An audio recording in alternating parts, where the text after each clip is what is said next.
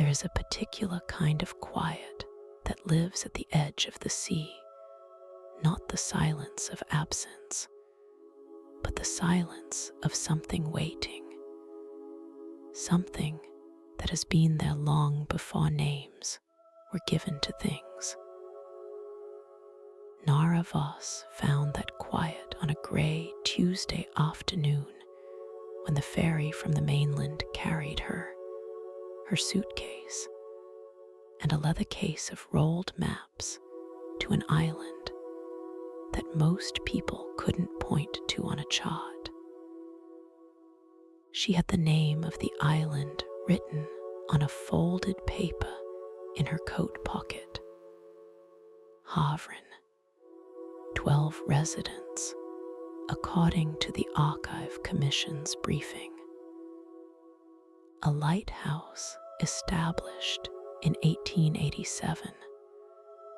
A collection of maritime charts, some dating back nearly 2 centuries, that needed cataloging before they deteriorated further.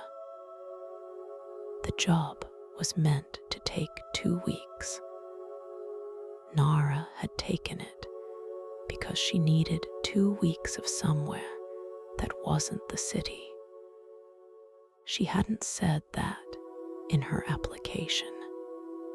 The ferry was small and smelled of salt and diesel, and the man operating it, a broad-shouldered fellow in his 60s with a beard the color of sea foam, had said perhaps 4 words to her since she boarded at the mainland dock. She didn't mind. She stood at the railing and watched the water change color as they moved further from shore. Pale green near the coast, then a deep, shifting gray blue that she had no name for. It was the color of a thought you couldn't quite finish.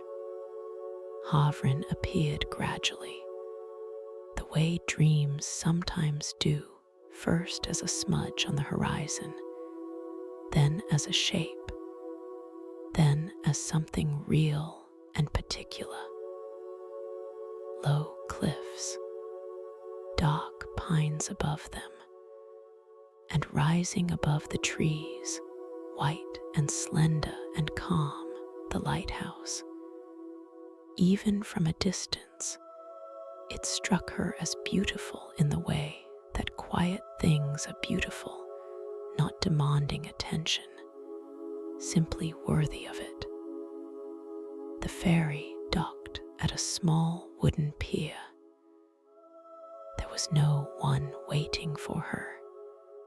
The briefing had mentioned that the lighthouse keeper would show her to the cottage where she'd be staying. But the pier was empty, except for a few coils of rope and a bucket someone had left behind. She carried her bags to the end of the dock and stood for a moment, looking up at the path that wound through the pines toward the lighthouse. The air tasted different here, cooler, layered, like breathing in something that had traveled a very long distance. She had started up the path when she noticed it. A small stone had been placed at the base of the first pine, and balanced on top of it was a pale green sea glass bead threaded on a piece of twine, hanging from a low branch like a tiny lantern. There was nothing attached to it, no note, no name, no explanation. Just the bead, turning very slowly in the salt breeze. Nara paused, looked around, saw no one. She walked on. The path was soft with fallen needles. The trees grew close on either side, but but not oppressively so. Their canopy let in long fingers of pale afternoon light that moved across the ground as the branches shifted. She could hear the sea behind her, and ahead of her, faintly, something else. A low, resonant hum, she eventually realized, was the wind moving through the lighthouse lantern room above. The cottage came into view before the lighthouse itself, a stone building with a dark green door and window boxes still holding the dried stems of last summer's flowers. The door was unlocked. Inside, the rooms were small and neat and smelled of cedar and something faintly herbal she couldn't identify. A kettle sat on the stove. On the small wooden table, there was a key, and beside it, a sprig of lavender tied with a piece of undyed string. No note there either. She set her bags down and stood in the center of the main room. A low bookshelf ran along one wall, filled with books arranged by color rather than title. She noticed that immediately because it was unusual, and she liked unusual things. A narrow staircase led to a sleeping loft above. The window above the kitchen basin looked directly out at the lighthouse, close enough now that she could see the texture of the old stone, the way lichen had claimed the lower third in soft silver green patches. She filled the kettle. While it heated, she went back outside and looked up at the lighthouse properly for the first time. The windows of the lantern room at the top caught the late afternoon light and threw it back in a way that was almost warm, almost amber, despite the cool gray of the sky. There was a figure at the base of the lighthouse.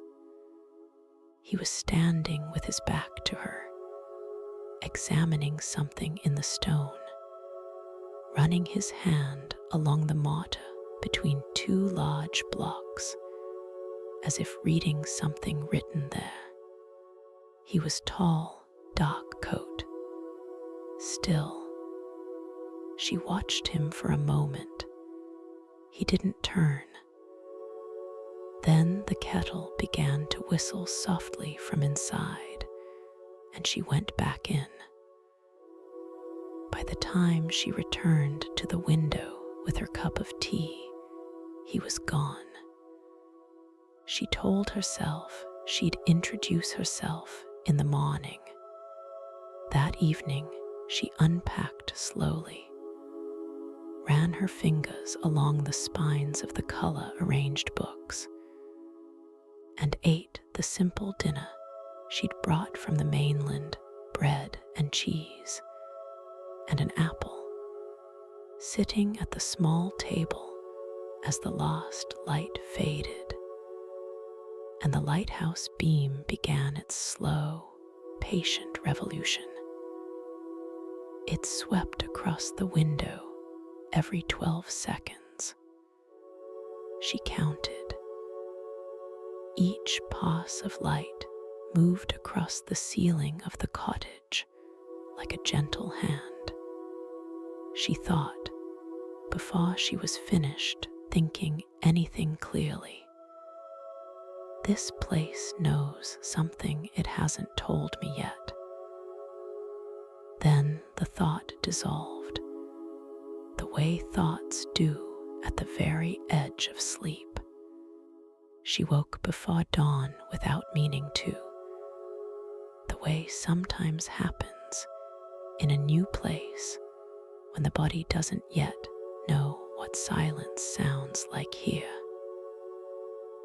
The lighthouse beam still moved across the ceiling of the sleeping loft, slower. It seemed, in the deep dark before morning, or perhaps it only felt that way because she was watching it consciously rather than drifting towards sleep. She lay still for a while. The wind had come up in the night, and she could hear it in the pines, a low layered sound somewhere between a voice and a river. The cottage creaked once, the way old stone buildings do when the temperature shifts, then settled back into itself.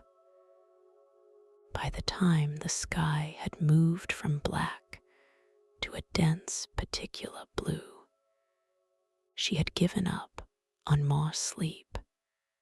She dressed in the loft, careful not to make noise for reasons she couldn't explain.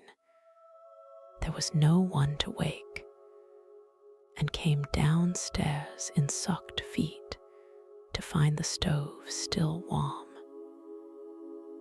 She fed it 2 small pieces of driftwood that had been left in a basket beside it, and made tea while the light outside slowly changed.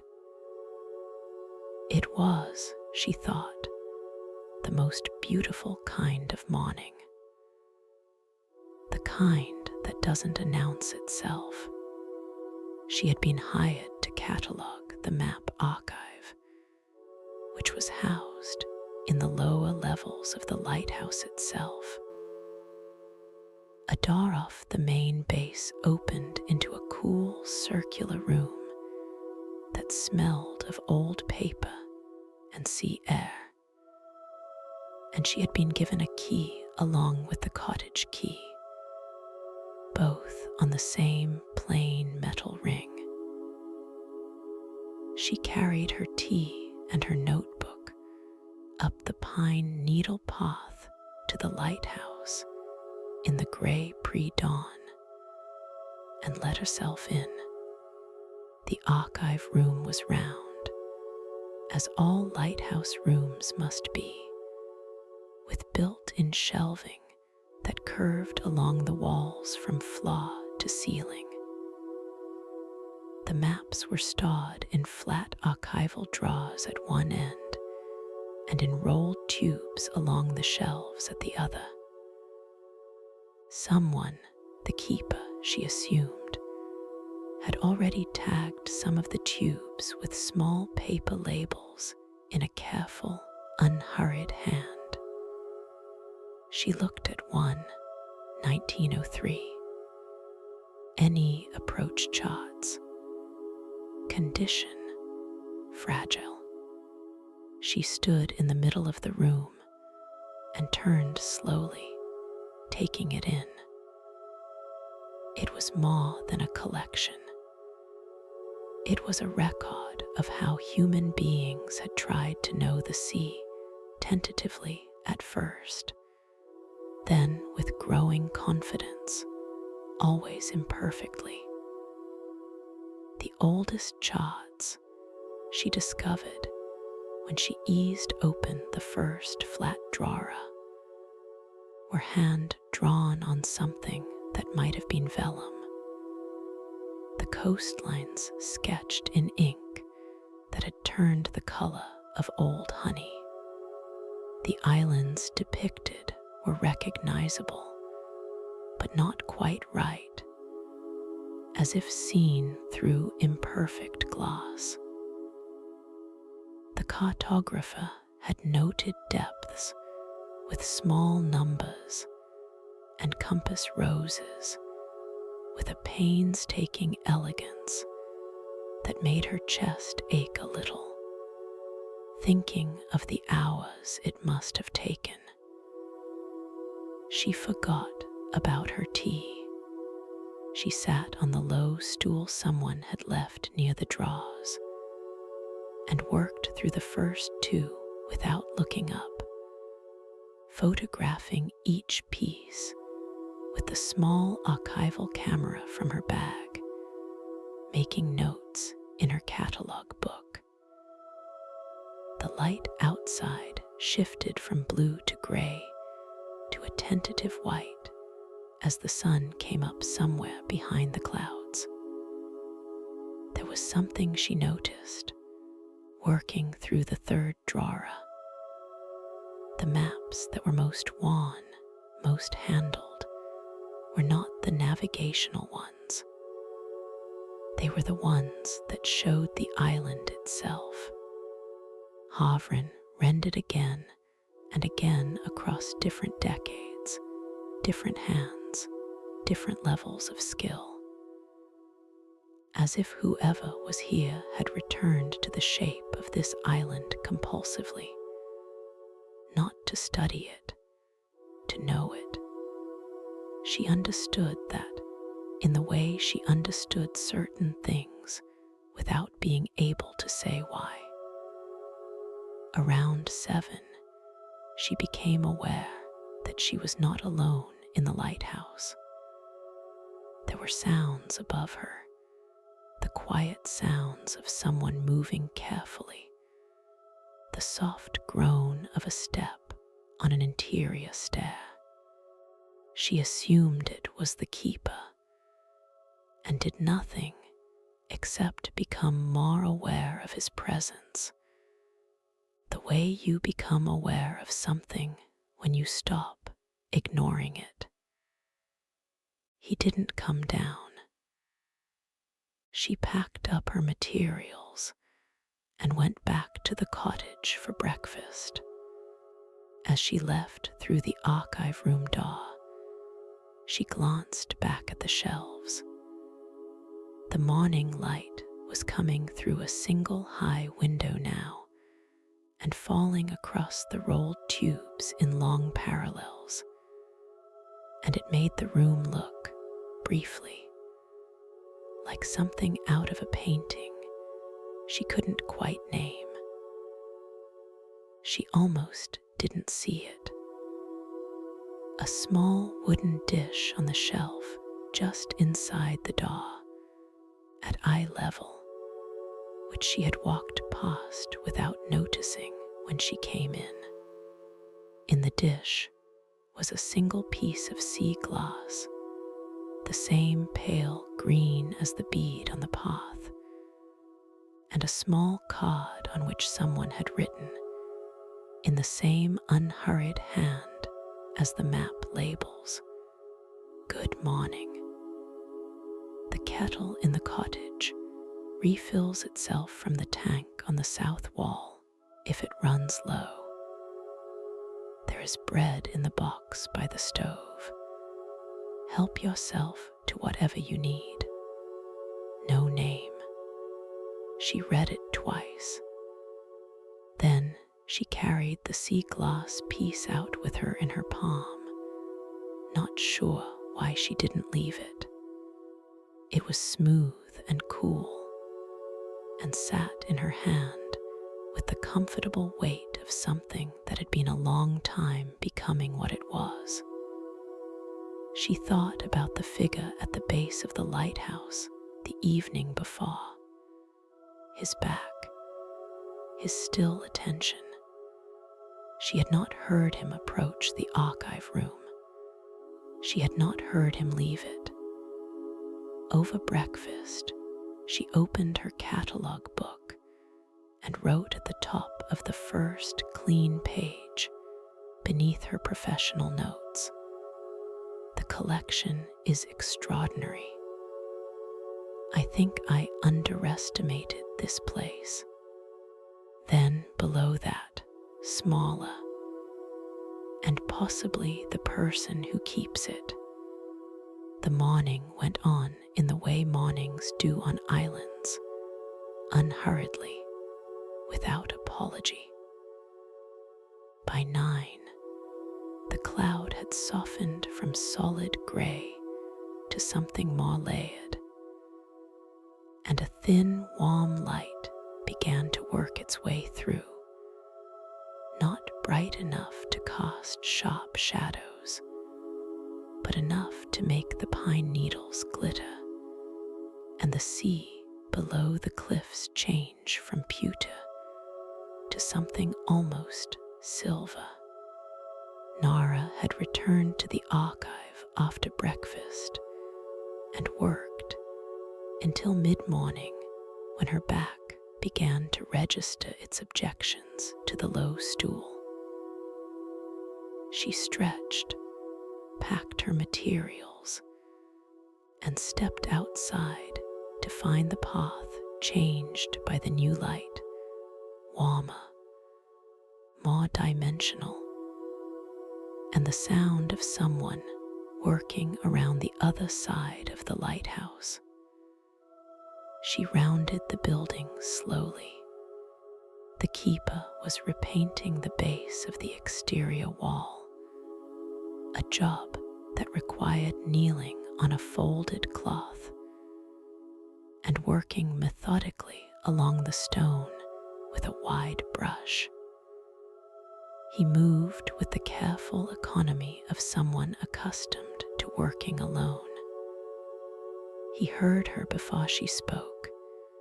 His shoulders shifted slightly, acknowledging something, but he finished the stroke he was making before he looked up. He was, she guessed, in his mid-30s, perhaps a few years older than her. He had the kind of face that took time to look at, not arresting at first glance, but made of features that revealed themselves gradually, like a room with good furniture arranged in modest corners. His eyes, when they found hers, were a color she couldn't immediately name, somewhere between gray and green, and very steady. "Nara Voss," she said, "the cartographer from the commission." "I know," he said. His voice was low and unhurried, as suited everything else about him. "Solen Maris." He didn't offer his hand. It was white with paint, but there was nothing unfriendly in the omission. He was simply practical. "The archive is remarkable," she said. "The 18th century vellum charts particularly. They're in better condition than I expected. The room stays cool," he said, "and dry. It matters." She nodded. He dipped the brush again and continued the slow, methodical work along the base. She found, to her mild surprise, that she didn't feel dismissed. There was a quality to his attention that was unusual, even while looking at the wall. He seemed entirely present, as if the conversation was as complete as it needed to be.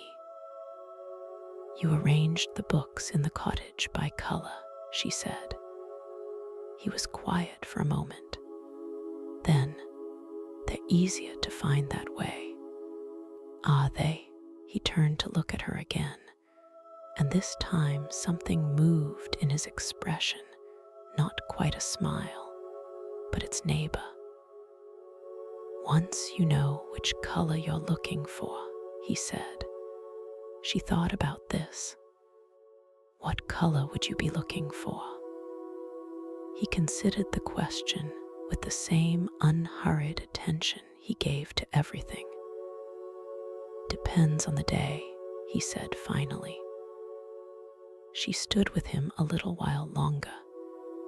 It didn't feel strange, standing quietly while he worked. The lighthouse threw a soft morning shadow across the path, and the pines sighed in a small inland breeze, and the sea far below continued its slow conversation with the cliff face. Everything here, she was noticing, existed in layers of sound. Nothing was silent exactly. It was just that the sounds were patient.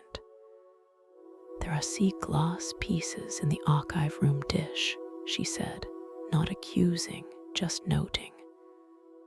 There are, he said. Did you leave the one on the path as well? At the base of the first pine? Yes. She waited to see if he'd say more. He didn't, but neither did he seem uncomfortable. He applied another stroke of paint with the same careful attention. Why? She asked. He took his time. The path's easy to miss the first time, he said at last. The bead catches light. People follow light naturally. It was a practical answer. She believed it was also not the whole answer, and she found she didn't mind not knowing the rest yet. There was something almost pleasurable about not knowing, a mild, sustained curiosity, like the feeling of holding a book you haven't opened. The bread was very good, she said. Was it yours? From the mainland, he said. The ferry brings things twice a week. She noticed that his hands were very steady as he painted, no hesitation, no second guessing, each stroke complete. She had a theory about people who moved like that, who inhabited their actions entirely. They were either very calm or had been through something that taught them to be. I'll be in the archive again this afternoon, she said. I know, he said. She walked back around to the front of the lighthouse and down the path to the cottage. At the turn in the path, she looked back, though she hadn't planned to. He had returned to his work. From here, she could see the whole side of the lighthouse and the sea beyond it, and the light overhead had brightened another degree, so that everything had edges now, the dark stone, the white paint, the man kneeling patiently at the base of a lighthouse, doing what needed to be done. She thought, I have met many people in my life who were always about to say something. This is someone else. She couldn't decide yet whether that made him easier or harder to understand. She thought about the first exchange all through lunch, and when she went back to the archive in the afternoon, she kept finding herself glancing toward the door, as if expecting not him exactly, but something adjacent to him, some small evidence of his thinking. There was, she eventually noticed, a fresh piece of sea glass in the dish beside the door. She did not remember it being there in the morning. The next 2 days passed in a way that was hard to account for afterward, not because nothing happened, but because the things that happened were small and layered in the way that the most significant things sometimes are, visible only in accumulation.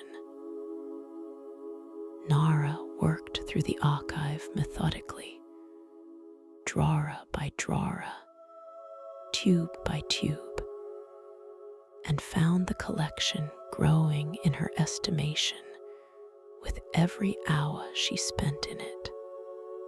There were charts from 8 different centuries, represented in the drawers, including one extraordinary piece, a single sheet, heavily reinforced at the edges, depicting a stretch of this coastline as surveyed in the 1740s, that made her sit very still when she unfolded it, breathing carefully, feeling as she always did when she encountered something made with that degree of care and longing that the person who made it had wanted so badly to be accurate, to be true, to render the world as it actually was rather than as it was convenient to imagine. She photographed it with unusual care and made 3 pages of notes. On the second afternoon, she was working her way along the rolled tubes when she pulled out one that seemed heavier than it should be. She eased off the end cap and found, tucked inside the rolled chart, a small book, no larger than her palm, its cover so wan the original color was indeterminate, something between blue and gray. She opened it carefully. It was a journal, short entries dated across a span of about 2 years in the 1960s. The handwriting was neat, but cramped, as if the writer had been trying to use the pages sparingly. Most entries were brief notations, weather conditions, tidal readings, the state of the light mechanism, the practical record of someone doing their job. But scattered through the weather reports and mechanical notes were other entries without dates, written in a slightly different mood. She came today to collect the specimen jars she'd left on the eastern ledge. I watched her from the lantern room. She moved carefully among the rocks, the way people move when they think no one is watching, and so show themselves most honestly. I thought, she does not know this place is watching her back. And later, she said something today about the light, that it looked different from the mainland. Like a conversation, she said, rather than a signal. I didn't tell her that I had been thinking the same thing for years. Nara read the entries twice, sitting on the low stool with the journal held carefully in both hands. There was no name for the woman in the entries, only pronouns and the texture of careful attention, the writer returning to her again and again across weeks and months, noting small things, the color of her coat, the way she paused before speaking, that she always chose the lower path along the cliffs rather than the upper one. The last entry about her read, she is leaving at the end of the month. I have been trying to decide what this means. I believe it means I have been making myself at home in a thought I should not have expected to keep. Nara closed the journal carefully and set it beside her camera. She sat for a moment with the feeling of having intruded on something, and also with the feeling of having been given something, and with the particular ache of finding evidence of love in an unexpected place.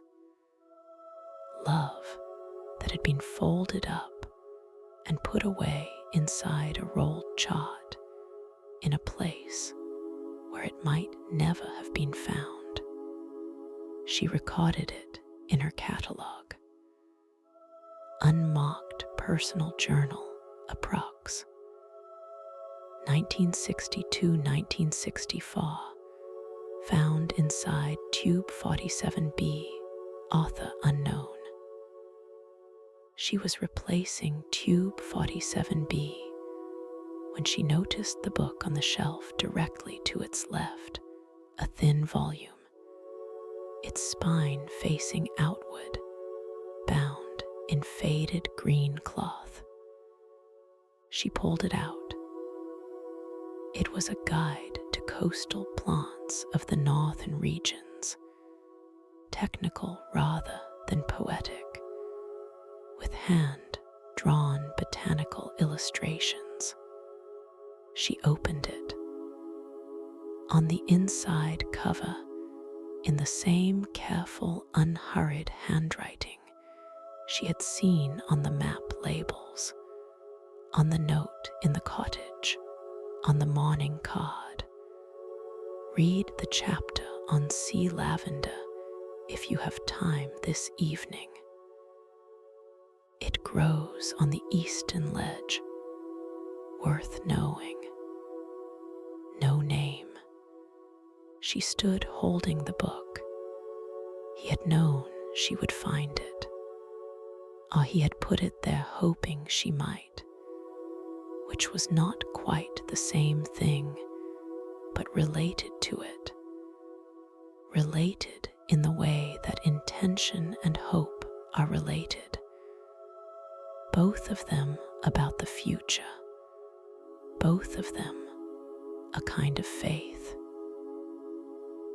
She took the book with her when she left the archive at dusk. On the path back to the cottage, she paused at the first pine.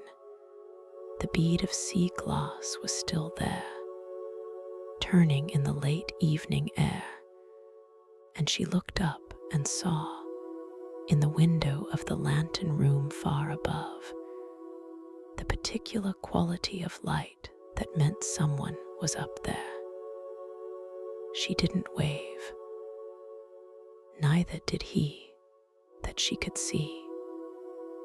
But she walked the rest of the path feeling accompanied, which was different from feeling watched, and different still from feeling alone. In the cottage, she opened the plant guide to the chapter on sea lavender and read it in the chair closest to the window. The sea lavender, the book said, bloomed long after most coastal plants had finished. A late season thing, a final bright note before autumn.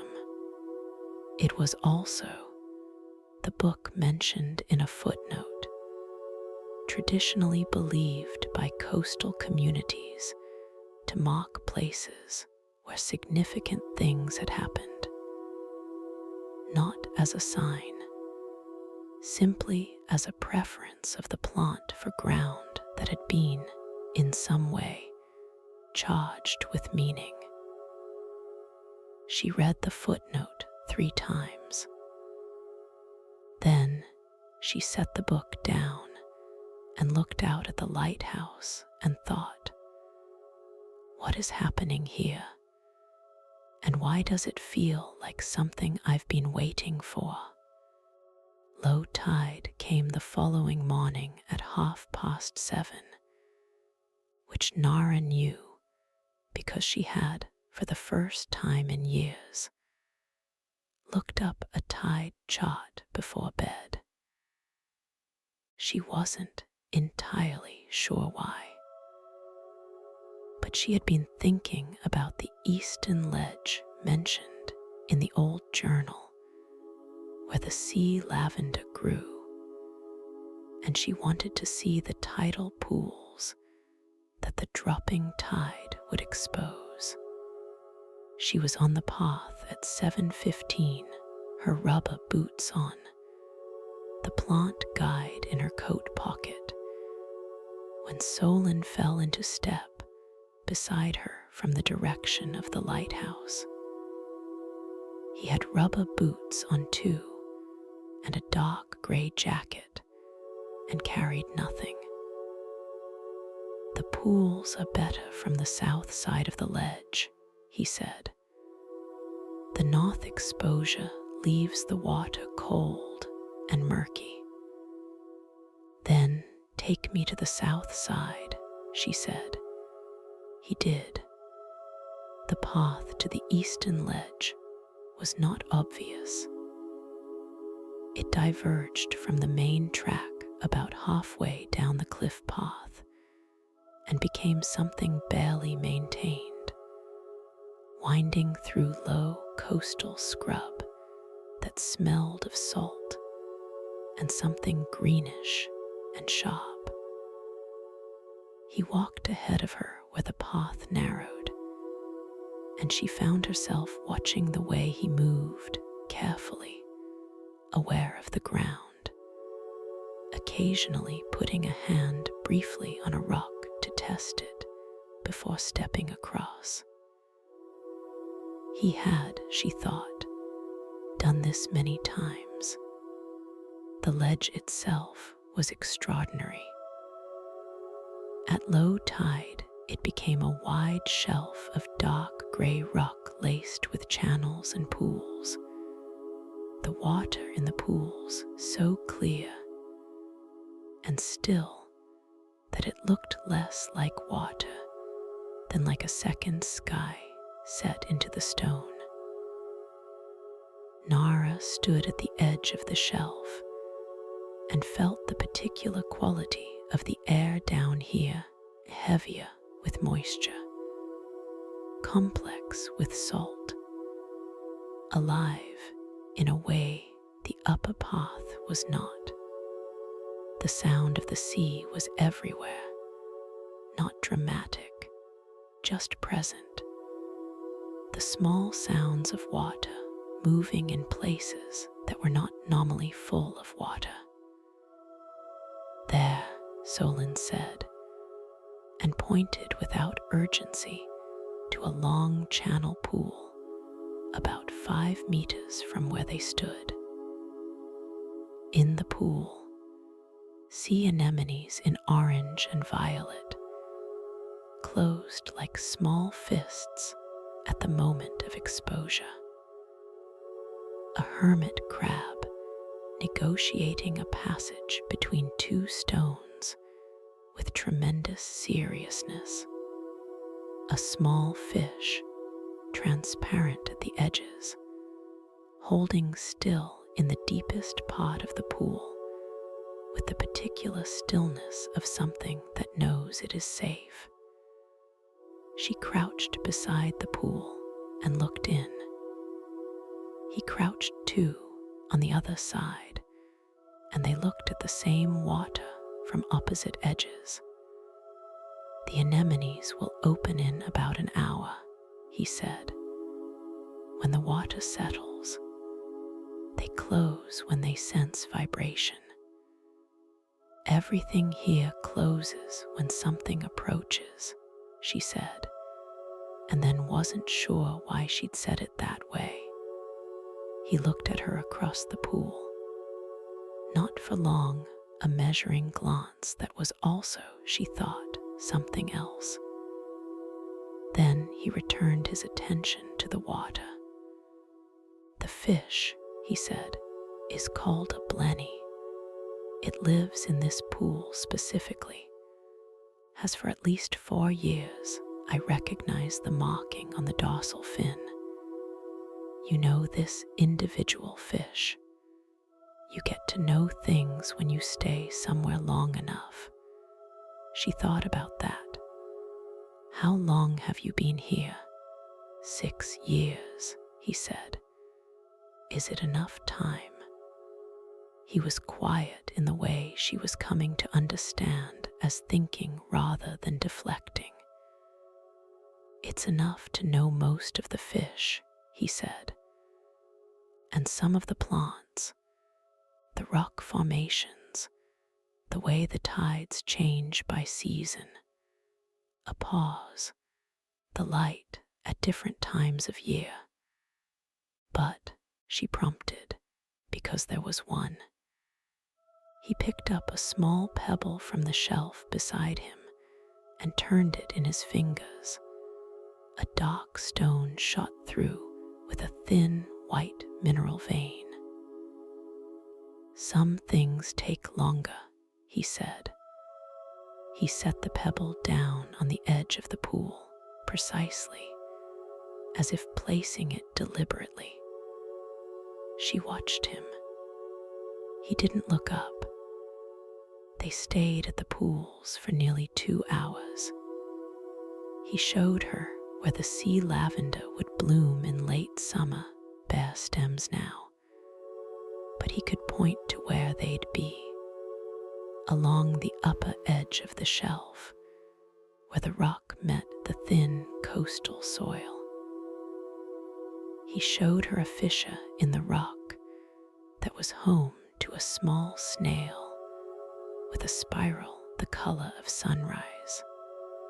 He showed her the tide line, the boundary on the rock between what was regularly submerged and what was not, marked by a distinct change in the type of lichen. Below the line, dark olive green; above it, pale silver. She photographed things with her phone, not for the archive, just for herself. At one point, she leaned across a pool to look at something and put her hand down for balance, and found it landing on a rock that was also where his hand was, a fraction of a second before. She pulled back. Neither of them mentioned it. On the walk back up to the lighthouse, she paid attention to the feeling of the path under her boots, the sound of her own breath, the way the light moved through the scrub vegetation. She was aware of him a little to her left and slightly behind her. She was aware of her own awareness. At the junction where the path split back toward the cottage versus the lighthouse, they both stopped. It had the feeling of a moment that wanted acknowledgement, but didn't demand it. "Thank you," she said, "for showing me." "The pools are better shared," he said simply. She walked to the cottage. He walked to the lighthouse. At the door, she turned, and he was already inside, the dark door of the lighthouse base closing quietly behind him. She stood in the cottage doorway for a moment, the taste of sea air on her lips, her hand warm in her coat pocket where she was holding the plant guide. The thing about the tidal pools, she thought, going inside, is that they look like mirrors, but they aren't. They're full. They're whole worlds, just contained. That evening it rained, not dramatically, not with thunder or ambition, just quietly and thoroughly. The way rain falls on islands as if it has every intention of staying. Nara lit the lamp in the cottage and sat at the table with the archive catalogue and her notebook, catching up on notes she'd been meaning to expand. But her attention kept slipping. She found herself rereading what she'd written about the journal found in Tube 47B, the keeper's unnamed journal. The unnamed woman he'd watched from the lantern room. The entry about her leaving. She went to her bag and retrieved the journal itself, still in its archival envelope, and sat with it a moment before opening it again. This time she read more slowly and noticed things she'd missed the first time. The technical entries were interspersed, not just with the passages about the woman, but with other short observations about the island itself, the kind that accumulated into a portrait. The eastern ledge holds a different color at each hour. I have been trying to catalog this, but the colors resist cataloging. There are too many of them, and they are all slightly wrong when named. And the light from the lantern room falling on fog is not like other light. It doesn't illuminate the fog so much as it reveals what was already in it. I am not sure this is only true of fog. And I have been here 4 years now, and I am still surprised regularly to find that there is more to know. She read this last one twice. She thought about Solen Maris and the 4 years he'd been tracking the blenny's fin marking.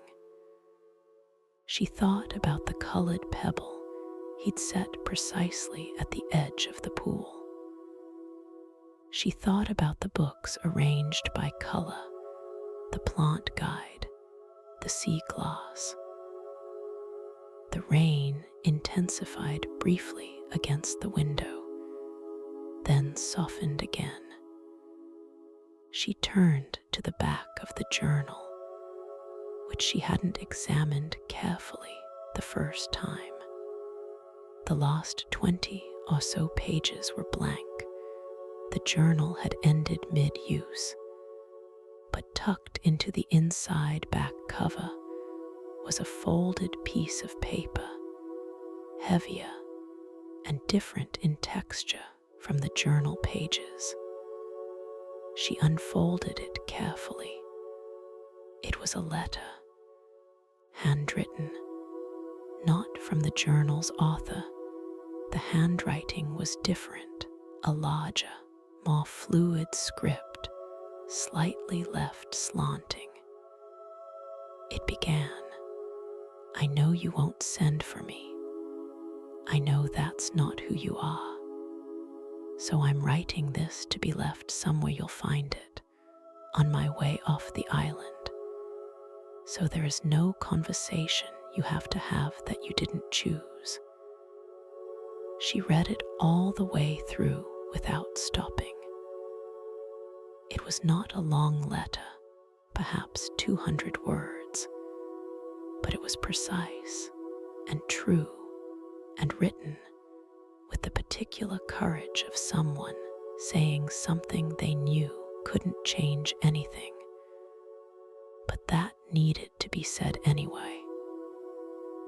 The letter ended, "I think you love this place because it asks nothing of you, but things that ask nothing are not always the kindest things.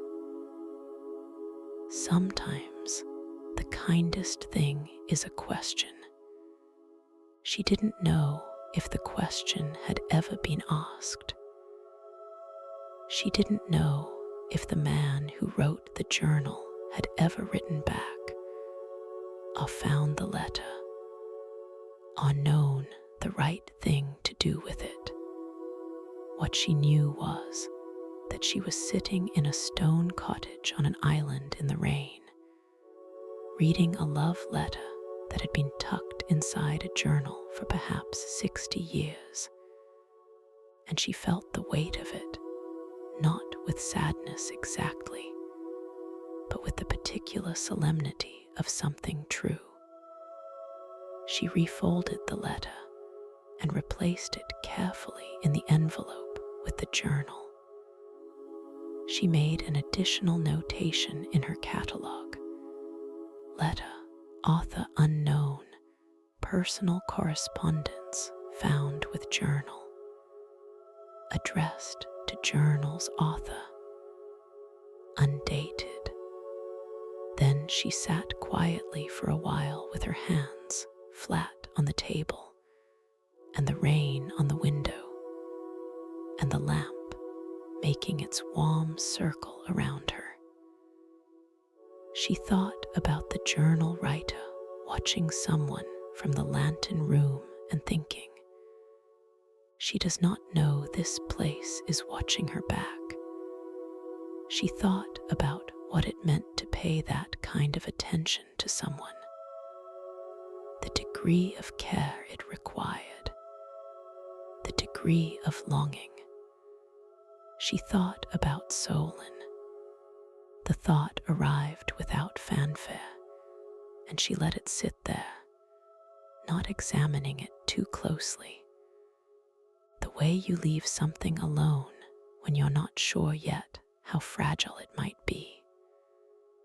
She got up and made tea, stood at the window while the kettle heated, and watched the lighthouse beam move through the rain. It had a different quality in rain, the light catching the falling water, so that the whole sweep of each revolution was briefly visible.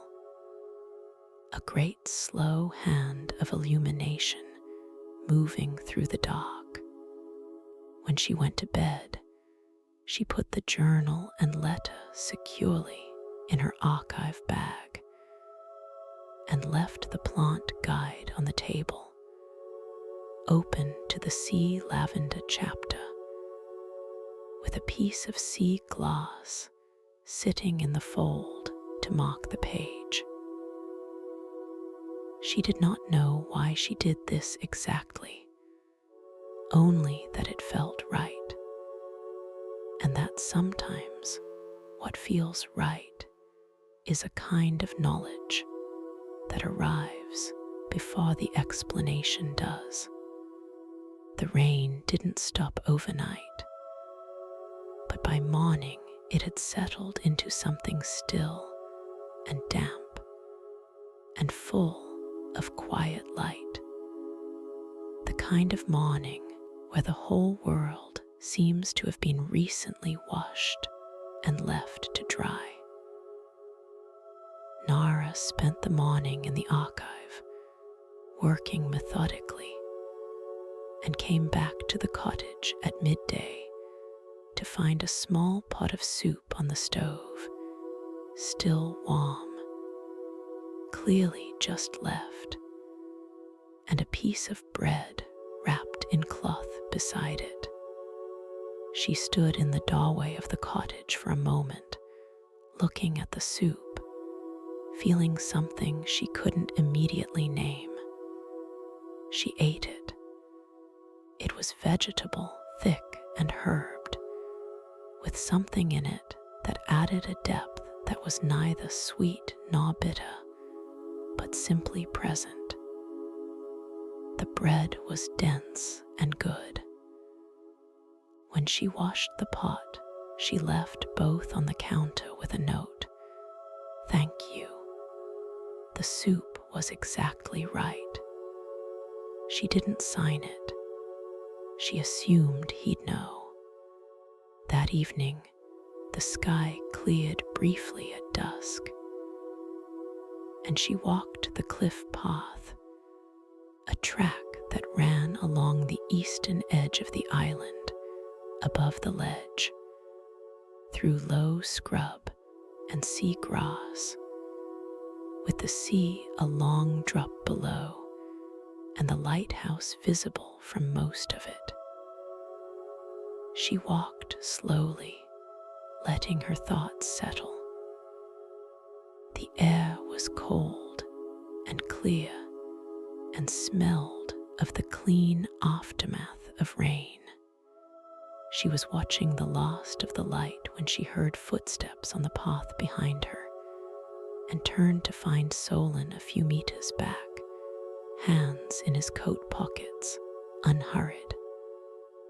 "I didn't hear you coming," she said. "You were watching the horizon," he said. "It's absorbing." She fell back into step beside him, or he came level with her, and they walked together without making a decision to do so. The path was narrow, but wide enough for two if they walked close. "The soup was yours," she said. "There was plenty," he said. They walked for a while without talking. The sea moved below them, and the sky deepened, and the first stars became visible in the east, small and certain. "How did you come to be here?" she asked. She had been wondering and had been waiting to ask, and this felt like the right time, this particular darkness and openness. He was quiet long enough that she wondered if she'd overstepped. "Then, I was doing research before. Coastal surveys. I came here for a survey, and the lighthouse position came open at the end of the same month." He paused. "So I applied. Just like that. It didn't feel like just," he said. "It felt like the only obvious thing to do." She thought about that, the idea of a place being so clearly right that staying became the only obvious choice. She had not felt that about anywhere. She had felt it occasionally about states of mind. Once, years ago, about a person, and that had ended in the particular way that obvious things sometimes ended, with everything being far more complicated than the obviousness had suggested. "Do you miss other things?" she asked. "Being somewhere with more people, more noise." He considered this properly. "Sometimes I miss the feeling of being anonymous," he said. "The way you can be in a city. Here, everything knows you. Is that uncomfortable?" "No," he said, and there was something in the flatness of it that made her believe him completely. "It's honest." The lighthouse was ahead of them now, its beam beginning to turn as the light faded enough to warrant it. They stopped at the point in the path where it widened onto the flat ground near the lighthouse base. "Would you like to come up?" he asked. "To the lantern room. The view at dusk is particular." "Yes," she said. The interior stair of the lighthouse was exactly what she'd imagined, and more narrow, circular, the stone walls cool and slightly damp, the sounds of the island muffled, but the sounds of the lighthouse itself present, the machinery of the light mechanism above, a deep, patient hum she could feel in her chest. They climbed in single file, him ahead. At the top, he opened a hatch-style door, and she came up into the lantern room. She stood still and found she had no immediate words.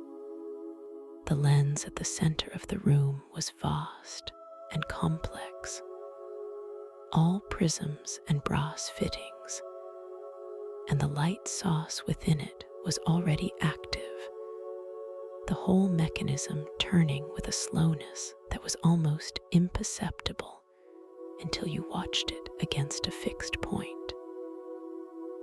Through the glass surround, the island spread out below them, the dark pines, the cliff edge, the sea extending in every direction to the horizon, which at this hour was a long smear of deep rose and violet. "Oh," she said. That was all. He stood beside her, not close, just at the same level, at the same window, looking at the same thing.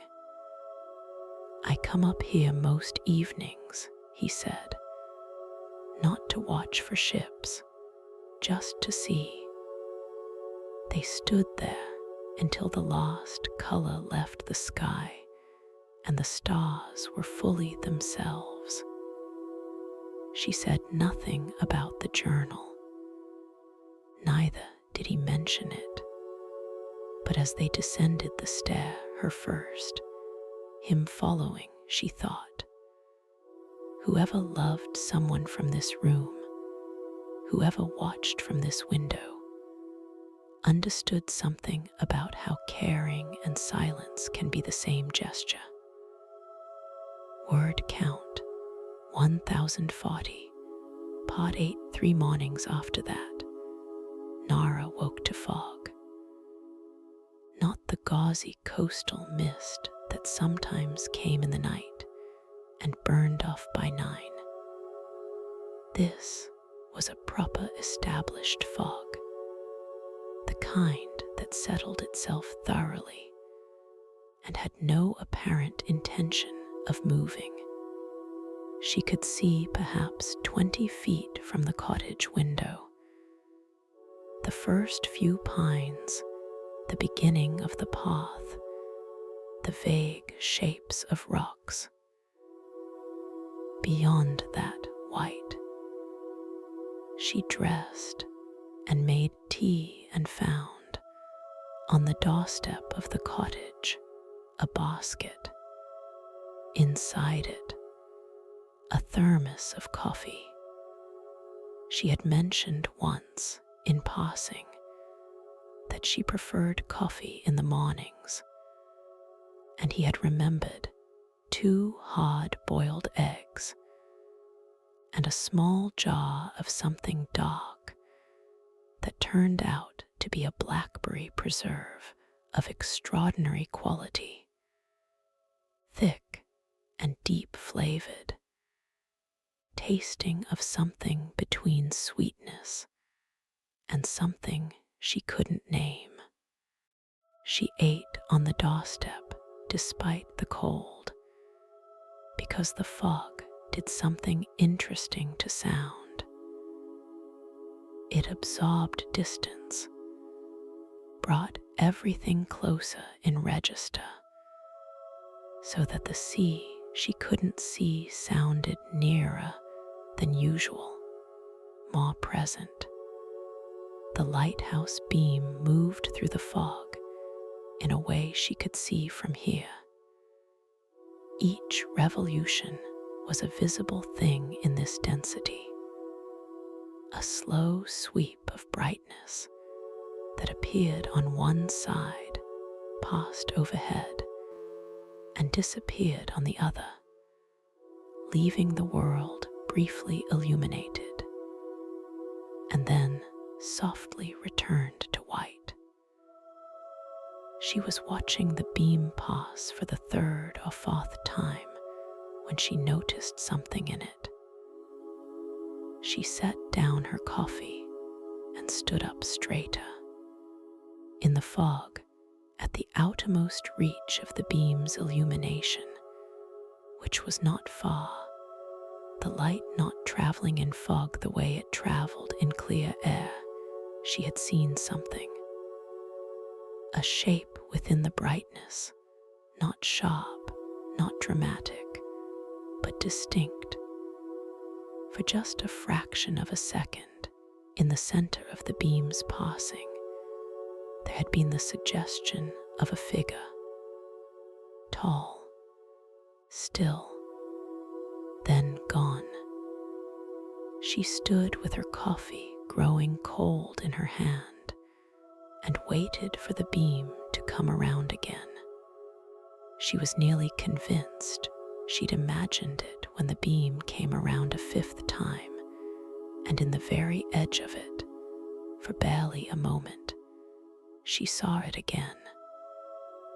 Not a figure this time, a room, or the impression of a room, walls, a window, the specific quality of interior light.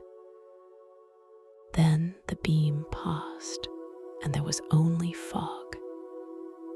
She walked to the lighthouse.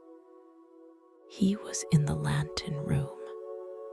She climbed the stair, and he looked at her when she came up through the hatch, unsurprised, as he was rarely surprised, and she said directly, "I saw something in the beam just now." "Describe it," he said, not dismissive, attentive. She did the figure, then the room. He listened without interrupting. "Does that happen?" she asked. "Is it some quality of the fog, the way light refracts?" He was quiet for a moment. "Sometimes," he said. He turned back to the window. The beam swept out and returned. "Island is old," he said. "Some of what's old here is still present." "What does that mean?" He chose his words carefully, as always. "I think there are places that hold things," he said. "Not hauntings, not anything dramatic, just residue of what was felt strongly in them.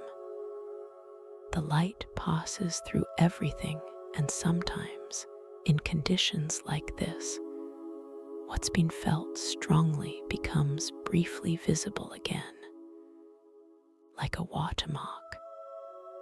She looked out at the fog where she had seen the figure, then the room. "Whose room was it, do you think?" "I don't know," he said. "It could be from any time. The lighthouse has been here since 1887. She thought of the journal. She thought of the entries about the woman on the eastern ledge. She thought, or it could be from any time that involves this much attention." "Does it frighten you?" he asked. She thought about it honestly. "No," she said. "It's more like a confirmation of something I couldn't articulate." He nodded, and she trusted that he understood exactly what she meant, and the fact that he didn't ask for clarification made that trust feel like a right thing. They watched the fog together through the lantern room glass for a while. She didn't see the figure or the room again, but she didn't stop watching because the watching itself was satisfying. The quality of attention that this place required, that he required, that felt less like effort and more like a particular kind of wakefulness. After a time, she said, "You're not surprised by anything." "I'm surprised by things," he said, "regularly. I'm just not alarmed by them." She thought this was one of the most sensible things she had ever heard anyone say.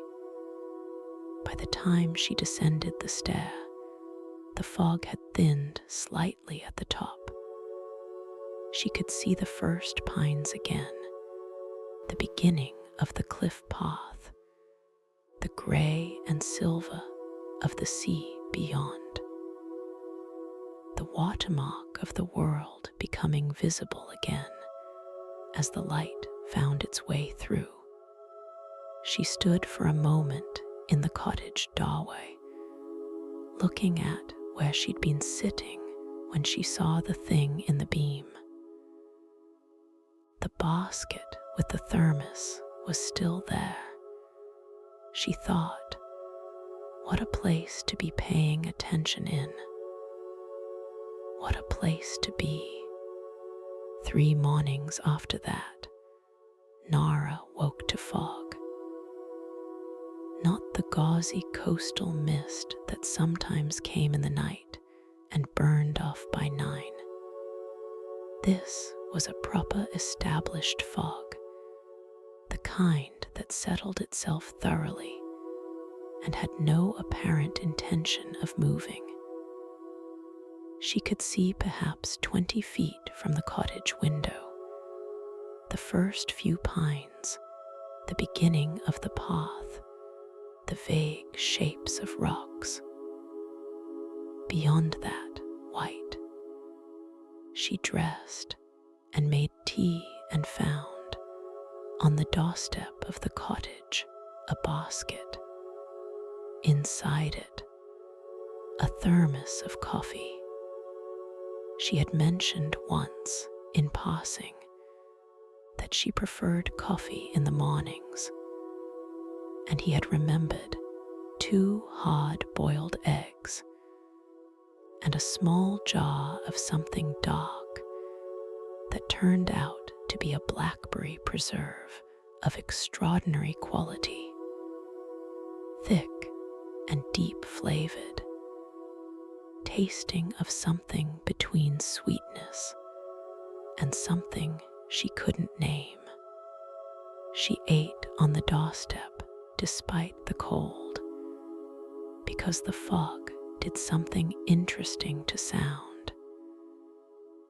It absorbed distance, brought everything closer in register, so that the sea she couldn't see sounded nearer than usual, more present. The lighthouse beam moved through the fog in a way she could see from here. Each revolution was a visible thing in this density, a slow sweep of brightness that appeared on one side, passed overhead, and disappeared on the other, leaving the world briefly illuminated, and then softly returned to white. She was watching the beam pass for the 3rd or 4th time when she noticed something in it. She set down her coffee and stood up straighter. In the fog, at the outermost reach of the beam's illumination, which was not far, the light not traveling in fog the way it traveled in clear air, she had seen something. A shape within the brightness, not sharp, not dramatic, but distinct. For just a fraction of a second, in the center of the beam's passing, there had been the suggestion of a figure, tall, still, then gone. She stood with her coffee growing cold in her hand and waited for the beam to come around again. She was nearly convinced she'd imagined it when the beam came around a 5th time, and in the very edge of it, for barely a moment, she saw it again. Not a figure this time, a room, or the impression of a room, walls, a window, the specific quality of interior light. Then the beam passed, and there was only fog. She walked to the lighthouse. He was in the lantern room. She climbed the stair, and he looked at her when she came up through the hatch, unsurprised, as he was rarely surprised, and she said directly, I saw something in the beam just now. Describe it, he said, not dismissive, attentive. She did the figure, then the room. He listened without interrupting. Does that happen? She asked. Is it some quality of the fog, the way light refracts? He was quiet for a moment.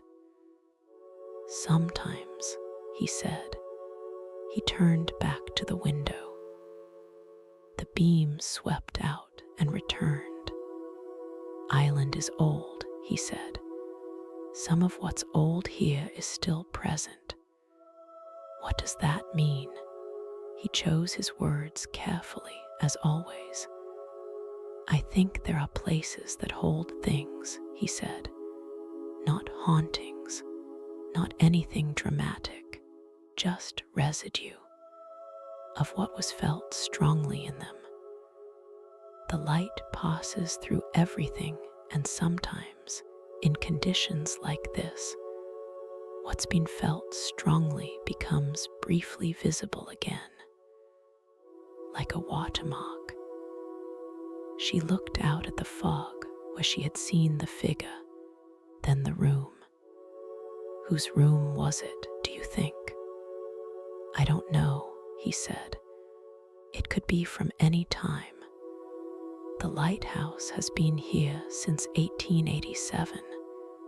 She thought of the journal. She thought of the entries about the woman on the eastern ledge. She thought, or it could be from any time that involves this much attention. Does it frighten you? He asked. She thought about it honestly. No, she said. It's more like a confirmation of something I couldn't articulate. He nodded, and she trusted that he understood exactly what she meant.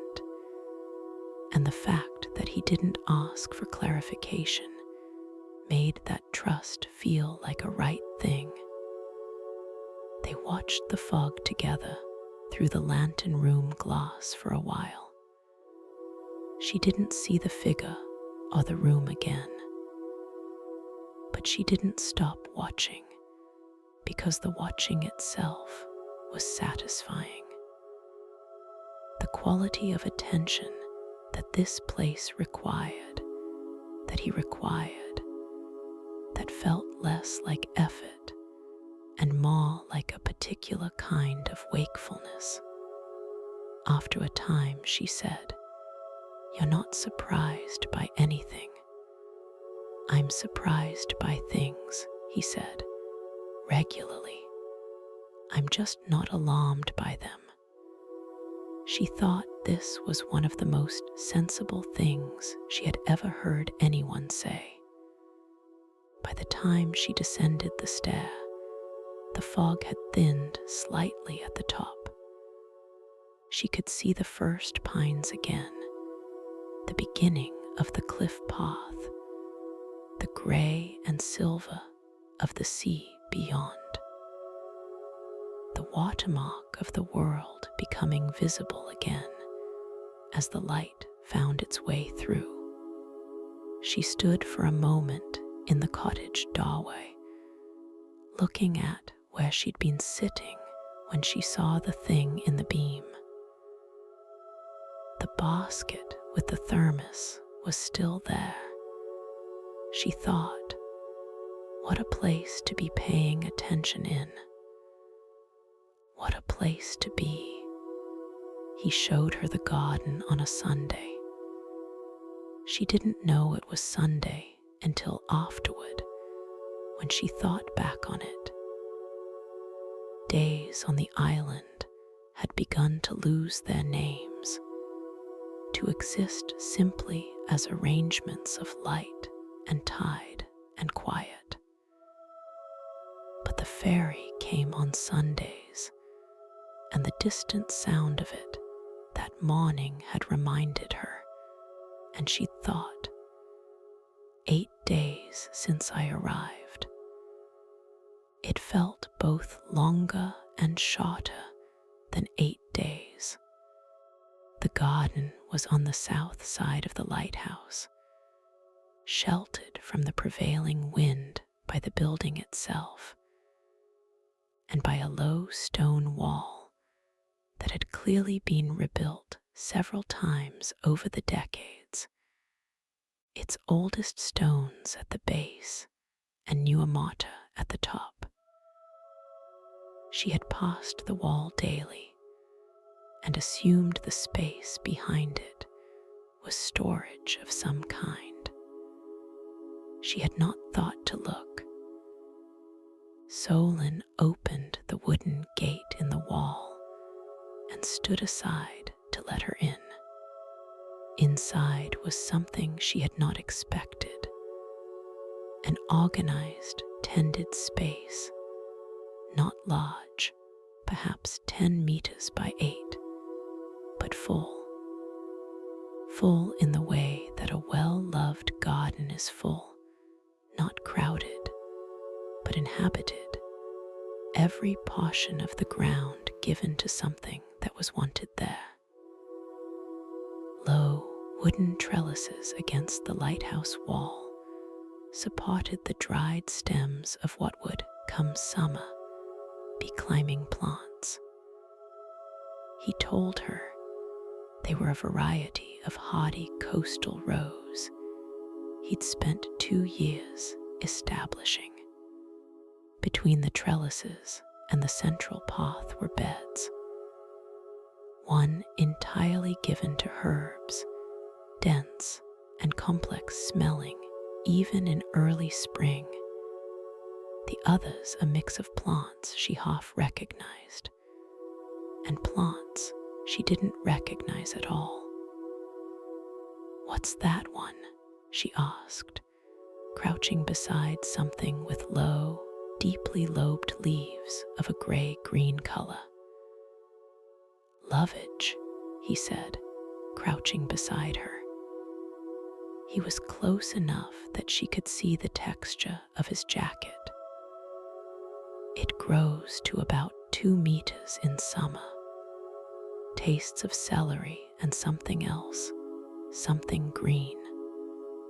"Something green," she repeated. "It's the only accurate description," he said. She looked at him. He was looking at the lovage with the same quality of attention he gave to everything unhurried, complete. "You planted all of this yourself?" she asked. "Most of it. The wall and the first beds were already here. I've added to them." She stood and walked the path slowly, taking her time. Near the far wall, he had created a small section for what she recognized as medicinal plants, calendula comfrey, something he called self-heal, with small, dense flower spikes that would bloom purple. And beside that, in a raised wooden bed, the beginnings of something green and vigorous that he told her was sea purslane, transplanted from the cliff edge. "You brought it from the cliff to the garden. It does better with a little more shelter," he said. She thought about that, about the effort of recognizing what something needed, and then doing the specific work to provide it. There was a bench in the corner where the southern lighthouse wall met the stone outer wall, catching the most sun. She sat on it and looked at the garden from that angle. He sat beside her, not immediately. He crouched at one of the herb beds first and pinched back something with a winter gray stem, examining the small green growth at its base, then straightened and came to the bench. They were quiet. Garden had its own sound, different from the sea and the pines, more still, more interior. Even with the walls not very high, the wind was noticeably absent here, and that created a quality of contained warmth that she felt in her shoulders. The particular release of a body recognizing it is safe. This took years, she said. Yes, he said. You must have believed you were staying. He was quiet for a moment. I believe in things that are worth making slowly, he said. Whether or not I stay. She turned to look at him. He was looking at the garden rather than at her. But there was something in the set of his expression, open, unguarded, that felt like a thing being offered. That's a beautiful way to think about work, she said. It's a beautiful way to think about most things, he said. She felt something shift in her, not a sudden shift, not anything visible from the outside. A very small reorientation, the way a compass needle moves when it finds north. Quiet, decisive, and without performance. The preserve you sent this morning, she said. The blackberry. Where does it come from? I didn't see blackberries. The south wall, he said, and pointed. She looked and saw the dried, thorned canes, cut back for winter, running along the inside of the wall at the far end. Late summer, he said. There's more than I know what to do with. I know what to do with blackberries, she said. He looked at her then.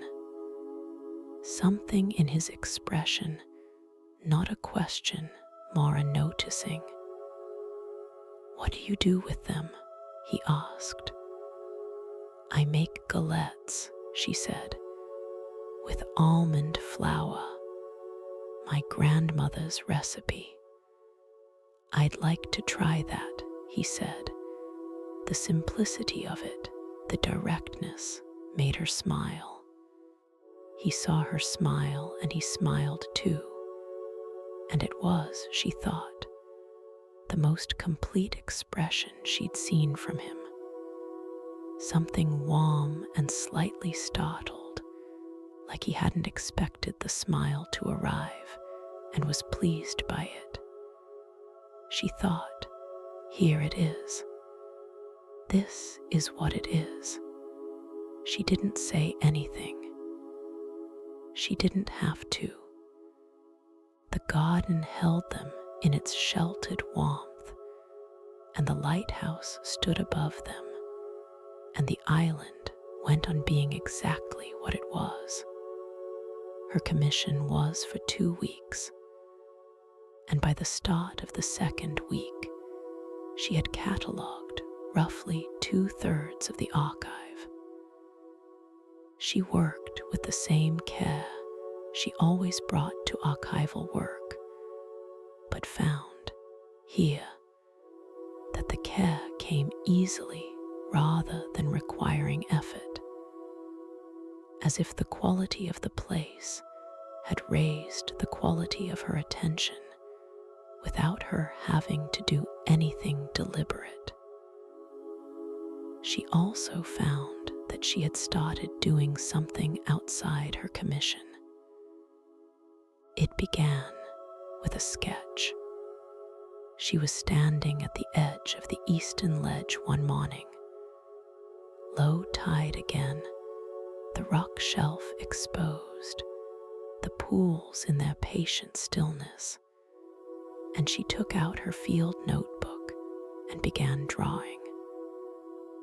Not mapping exactly, just drawing the way she had as a student before cartography became professional, when the impulse to render a place, accurately had been purely personal. She drew the shape of the shelf, the positions of the main channel pools, the relationship between the rock and the cliff above it. Then she went back the next day and continued, and the day after that. By Thursday of the second week, she had produced 7 pages of field sketches and had begun transferring them to proper cartographic paper from her travel kit, working in pencil at first, laying in the major features with a lightness she could revise. She was making a map of Halvren, not for the commission, for herself. She was working on it at the cottage table on Thursday afternoon when Solen knocked at the open door and she waved him in. He came and stood behind her, looking at the map in progress without speaking.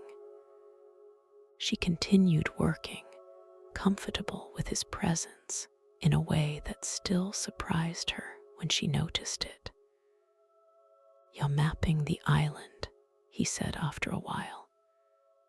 "Apparently," she said.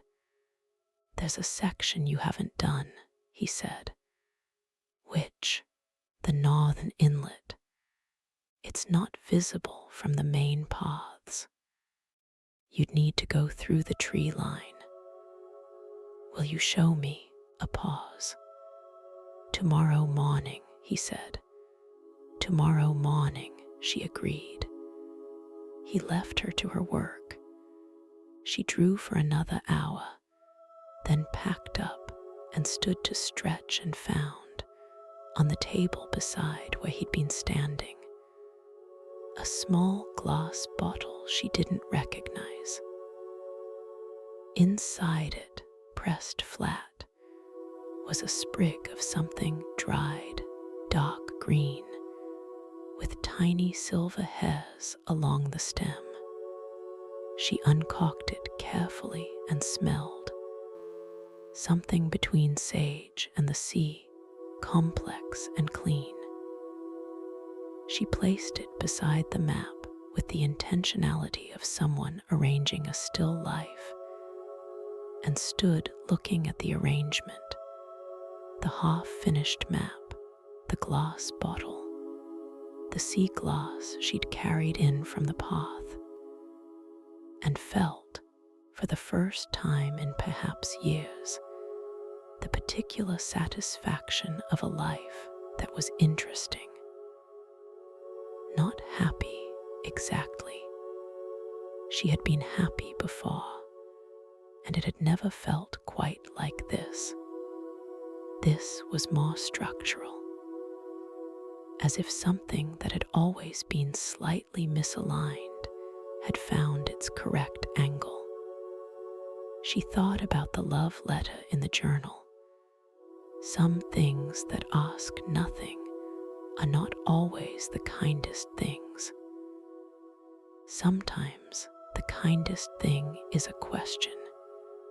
She thought about the question she had not yet asked, the one that was forming slowly, the way maps form first as an intention, then as a set of observations, then as something true enough to keep. That night, she went to bed early and lay in the sleeping loft, listening to the wind and the sea and the lighthouse beam moving across the ceiling, and thought, 11 days. I have been here 11 days. And she could not, with any precision, remember what she had thought about before this. What had occupied her mind in the mornings, what she had felt in rooms. It seemed impossible that there was a version of her who had not yet come to this island, The northern inlet was, as he had said, not visible from the main paths. The way to it went through the tree line on the northern side of the island, where the pines grew close, and the ground was deep with years of fallen needles, springy underfoot and silent. Their footsteps disappeared into the softness of the ground as they walked, and made the progression through the trees feel private, self-contained. He went ahead where the trees were thickest. She followed the dark color of his jacket, which was easy to lose, and then find against the gray-brown of the pine trunks a small game of attention. The smell in here was different from the open island. Enclosed and resinous, the sea present only as an undercurrent beneath the strong pine scent. The trees thinned suddenly, and she stepped out onto a narrow shelf above a small, perfectly enclosed inlet, a C shape of dark cliff with the sea sitting quiet inside it, completely sheltered from the prevailing wind, the water dark and smooth as something pawed. A pebble beach at the bottom, accessible by a steep path of rough-cut steps that she could see descending from where they stood. "Oh," she said, which had begun to be her first response to things he showed her. "It's not on any of the charts in the archive," he said. "It's too small and too sheltered. Navigating into it would be difficult. So no one mapped it." She pulled out her field notebook. "May I?" she asked, not really asking, already opening to a clean page. "Of course," he said. She sat on the rock shelf and drew. He sat nearby, not looking at what she was drawing, looking at the inlet itself. And the sun, which had come out that morning properly for the first time in days, moved across the water below and turned it from dark to something luminous and shifting. She worked quietly. He watched the water. A bird she didn't know the name of circled once above the inlet, riding a thermal without effort, and then veered away south toward the open sea. "What is this place called?" she asked. "It doesn't have a name," he said, "officially." "What do you call it?" He took a moment. "The Quiet One," he said. She looked up from her notebook. He was still looking at the inlet. She looked at him properly, in the way she hadn't allowed herself to do directly. The line of his jaw, the way his hands rested on his knees, relaxed, the particular quality of his stillness, which she had come to understand as not emptiness, but fullness, as if he were entirely present in each moment and therefore had no need to project anxiously forward or backward. She thought, "I don't want to leave."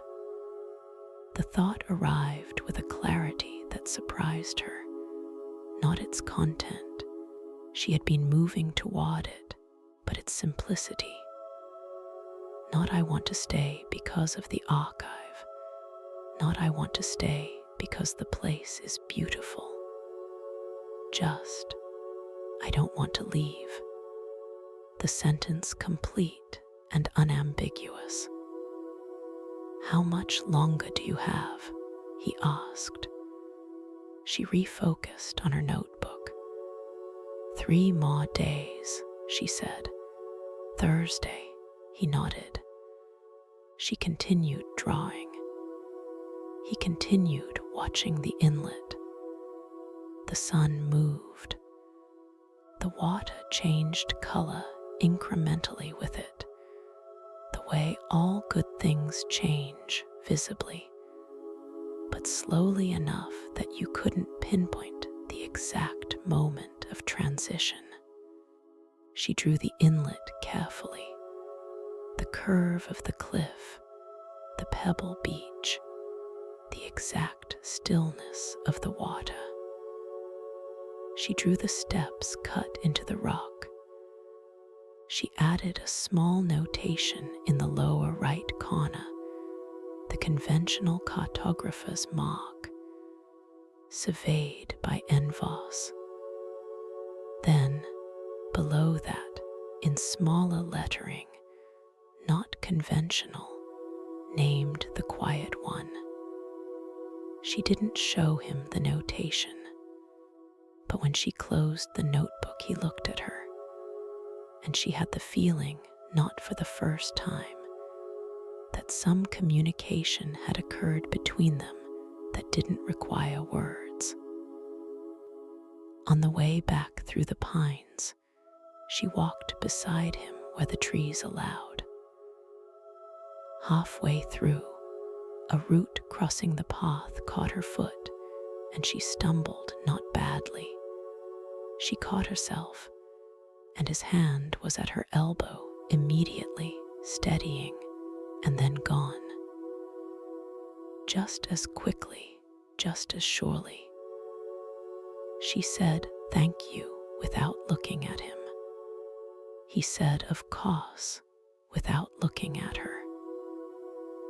They came out of the trees into the open island, and the sea and sky were enormous after the close warmth of the pines, and the light was very clear, and everything was exactly where it had always been, and she felt ready. For what?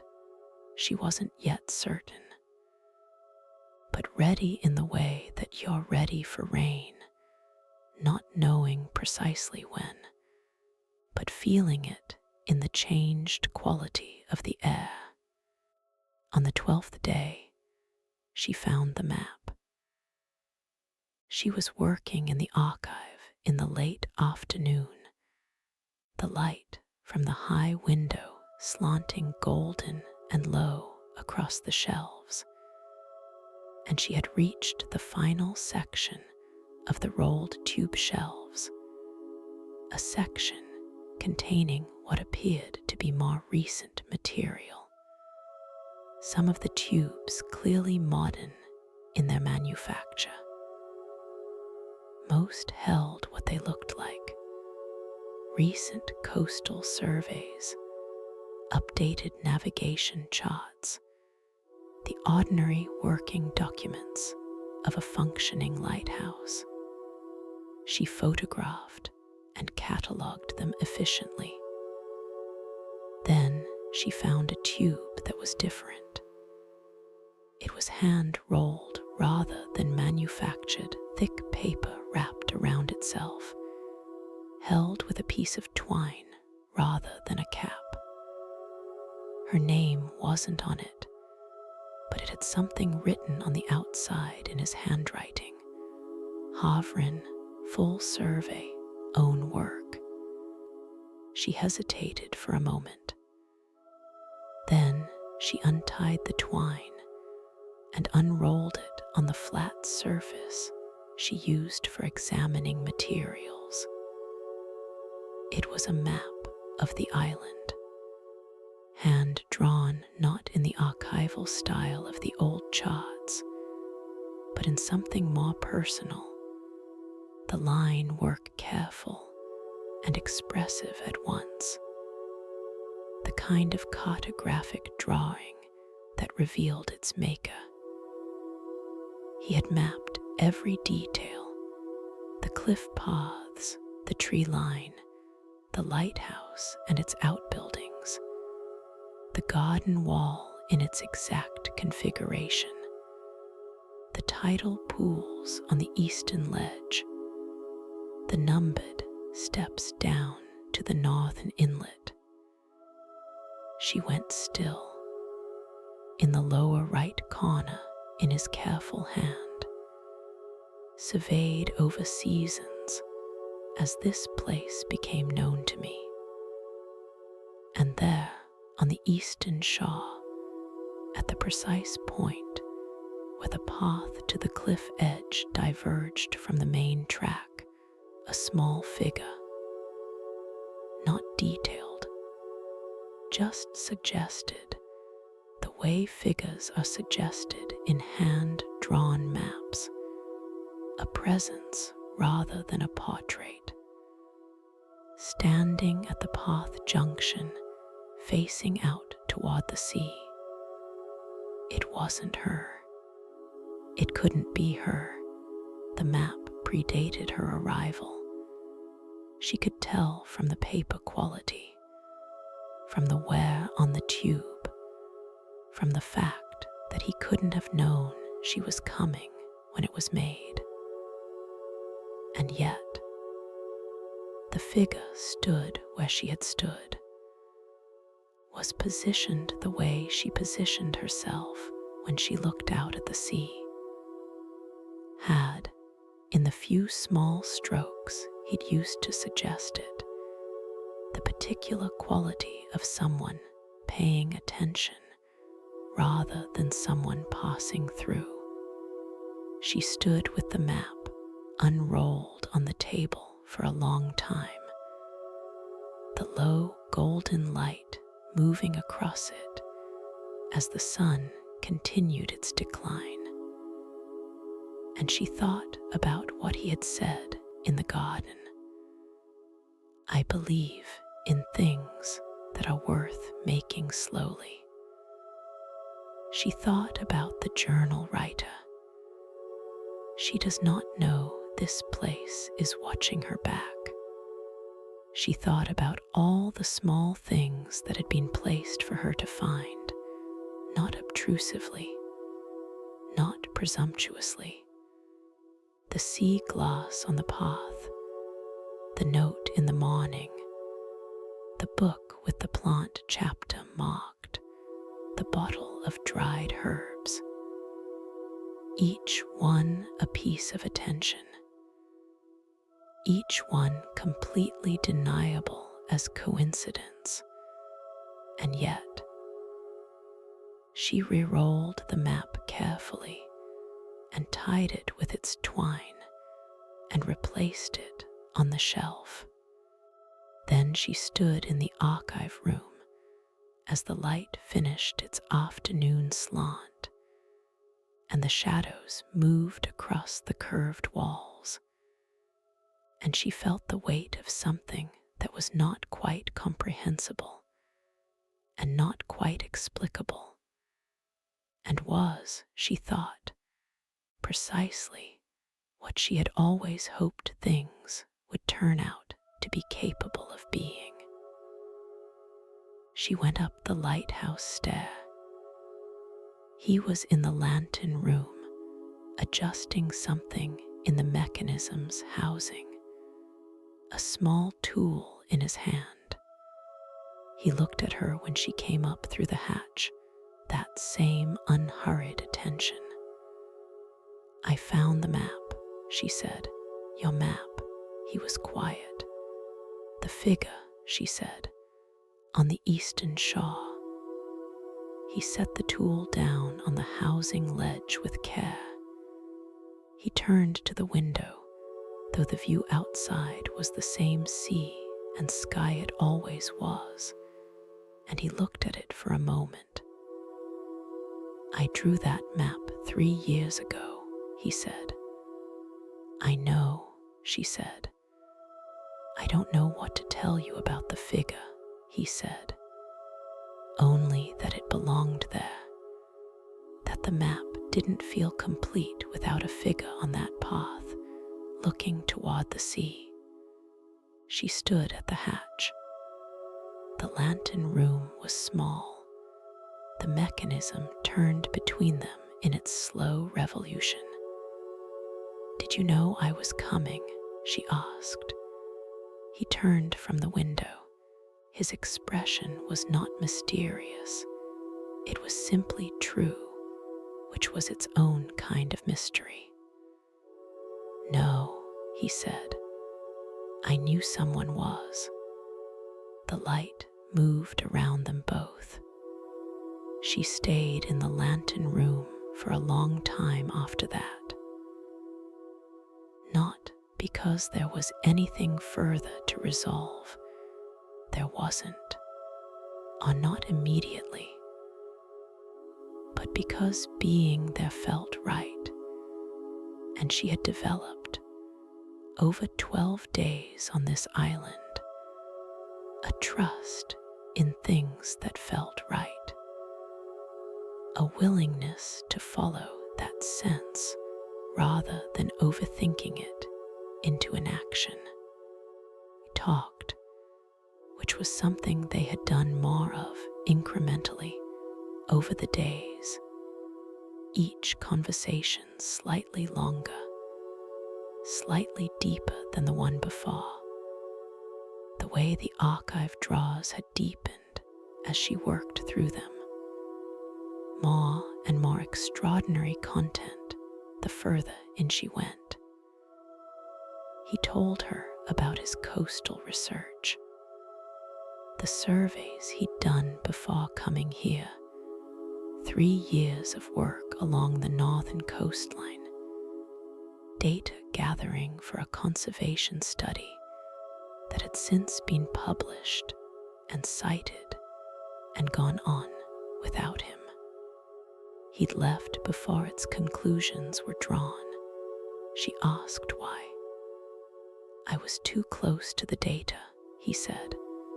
"I needed distance from it to understand what it meant.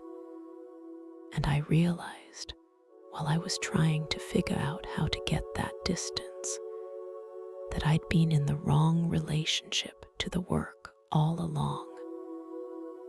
I was trying to measure what I should have been learning to read." She thought about this. Is there a difference? Measuring is about controlling, he said. Reading is about receiving. He paused.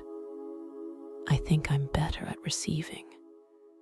She thought about herself, about how she had always described her work as measuring, taking the accurate dimensions of a place, rendering it precisely, and how, here, she had found herself doing something else entirely with the eastern ledge and the inlet, something closer to what he'd described. "I think I might be learning that," she said. He looked at her. In the lamp room's particular light, the light of a mechanism that existed to be seen from a distance, his face was very clear to her. "You make very good maps," he said. "You've seen them. The pages you leave out on the table," he said. "I see them through the window when I bring things to the cottage." She thought about that. The map of Halvren in progress, left out on the table. His figure on his map, standing on the eastern path. The strange and quiet symmetry of them making maps of the same place without knowing the other was doing it. "Does it feel strange?" she asked. "Being mapped?" "No," he said. "It feels honest." She stood at the window and looked out at the island below, the pine dock, the cliff edge, the sea in the early evening light. she thought. 11 days ago, I did not know this place or this person. And then she thought, clearly, without anxiety, it is exactly as long as it needed to be. I was supposed to leave Thursday, she said. I know, he said. She turned from the window. He was looking at her, and in his expression, that careful, unhurried face, she saw something she had not seen clearly before, not waiting exactly, more like watching. The quality of attention that knows something without demanding anything. The quality, she realized, that she had first noticed in him and had been trying to name for 12 days. It was the quality of someone who had been paying attention for a long time, who had made a practice of it, who understood that paying attention was its own form of commitment. Solen, she said. He didn't move, but something in him, some quality of stillness that was so habitual she'd almost stopped seeing it, shifted, became different, not anxious, something else. I'm not ready to leave, she said. I don't want to be ready. He was quiet for a moment. When he spoke, it was carefully, as he always spoke, but also with a kind of directness she hadn't heard from him before. The archive will still be here next week, he said, and the week after. I know, she said. The ferry comes on Sunday, he said. I know. You could stay until then, he said, if you wanted to extend. Yes, she said. I could. The mechanism turned between them. The island held its quiet. Outside, the first few stars were appearing in the east, and the sea below was going the particular dark blue of early evening. And somewhere in the pines, a bird called once, and then was silent. She did not move closer to him. He did not move closer to her. They stood in the lantern room with the light turning between them and the island below them, and the whole quiet, extraordinary fact of each other. And it was, she thought, exactly enough. Exactly the right amount. The patience of it was its own truth. Wednesday arrived the way lost days do, before you stop them from being lost days, with a kind of gentle finality in the light, the quality of the morning different, sharper and softer at once. But she had sent the message to the commission the evening before, requesting an extension of 1 week, and the reply had come this morning. Approved. She had not corrected their assumption that the collection was simply more extensive than anticipated. The day was clear and cold and very bright, and she spent most of it finishing the catalogue. She was close, closer than she'd realized, and by mid-afternoon she had completed every drawer and every tube, every field in the catalogue filled, every photograph taken, every condition noted. The collection was documented. Her professional work was done. She sat in the archive room with the completed catalogue on her knee and looked at the curved walls and the whole extraordinary accumulation of human effort to understand the sea. And she felt what she always felt at the end of an archival project, a kind of mourning for the immersion, the particular world the work had created around her. But also, this time, something that wasn't mourning, something lighter, forward-facing. She thought, the archive is done, but I am not. She went back to the cottage and found on the table a note. Come to the lighthouse at 7.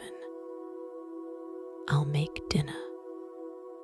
She stood in the cottage for a moment, holding the note, and then she went upstairs to the sleeping loft and looked at herself in the small mirror there, something she had done rarely since arriving, caught up in the days and the work and the world outside.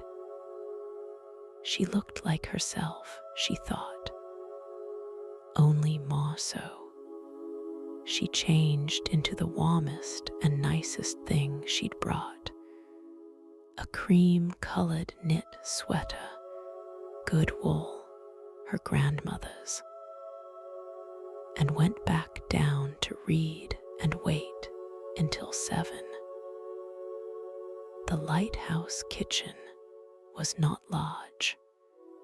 It was the room directly inside the base door, to the left. She had seen the door often, but never gone through it until tonight. And inside, she found a space as neat and specific as everything else about him. A well-seasoned cast iron pan, a good knife, shelves with labeled jars of dried things from the garden. He was making something that involved lemon and fish and herbs she could identify by smell alone now. The thyme and lovage from the beds she'd walked between. From the inlet, she asked. From a fisherman who comes on Thursdays, he said. I don't fish the inlet. Why not? He thought about it. It feels private, he said. I'm a guest there too. She sat on a stool near the counter and watched him cook. He moved in the kitchen the way he moved everywhere, with ease and without performance. She thought, I could watch this for a long time. She thought, I am going to. They ate at the small table in the lighthouse kitchen, which barely fit 2 people and a meal, but managed it. And the dinner was excellent. The fish simply prepared, lemon and garden herbs, bread. A salad she recognized as containing sea purslane from the raised bed, its leaves bright against the darker greens. She told him about finishing the catalogue. He listened carefully and asked 2 or 3 questions that showed he had understood its significance, not just the completion, but what the collection represented, the centuries of cartographic effort, the depth of human longing for accurate knowledge. The 1740s vellum chart, she said.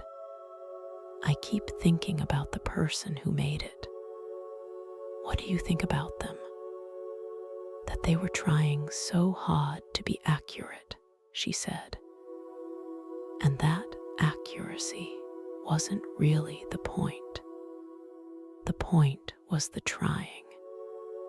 He was quiet for a moment. "That's true of most things," he said. After dinner, they washed up together. It was a natural thing, the space requiring two people to navigate efficiently, and the domesticity of it was, she found, entirely comfortable. As if they had done this before, in some version of events that had preceded this one. When the kitchen was clean, they stood for a moment in the small space without an obvious next thing. The evening was clear outside.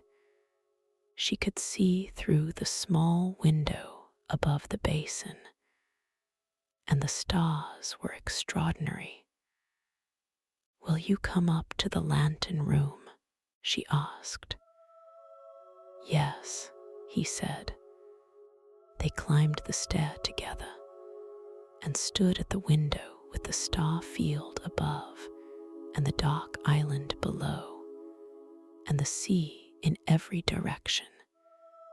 And he was beside her, and she was aware of his shoulder near hers, and the moment had the quality of a breath held not in anxiety, but in the way a breath is held before a word that has been forming for a long time.